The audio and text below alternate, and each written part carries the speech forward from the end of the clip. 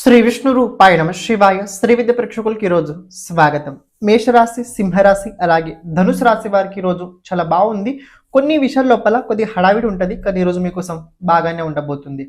వృషభ రాశి, కన్యా రాశి అలాగే మకర రాశి వారికి కనుక చూసుకున్నట్లయితే ఈ రోజు అంత అనుకూలంగా లేదు. కోపం పట్ల నియంత్రణ చాలా అవసరము. ఏదైనా డాక్యుమెంట్ పైన సైన్ చేసేటప్పుడు మరీ జాగ్రత్తగా, మధ్యాహ్నం తర్వాత జాగ్రత్తగా ఉండడానికి ప్రయత్నించండి. మిథున రాశి, తులారాశి అలాగే కుంభరాశి వారికి కనుక చూసుకున్నట్లయితే ఈ రోజు పర్వాలేదు, బాగానే ఉండబోతుంది. కొన్ని ఖర్చులు అలాగే చేయబోయే ప్రయత్నాలు ఏవైతున్నాయో అందులో కొద్దిగా అసఫలం ఎక్కువగా కనపడుతుంది, కానీ కంగారు పడకండి. చేస్తున్న ప్రయత్నం అలాగే కొనసాగుతూ ముందుకు తీసుకెళ్ళండి.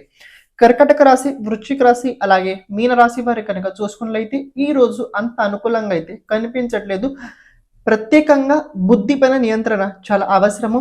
ఏ పని చేసేటప్పుడు కూడా ఆలోచించి చేయండి, తొందరపాటు ఈరోజు అస్సలు చేయకండి.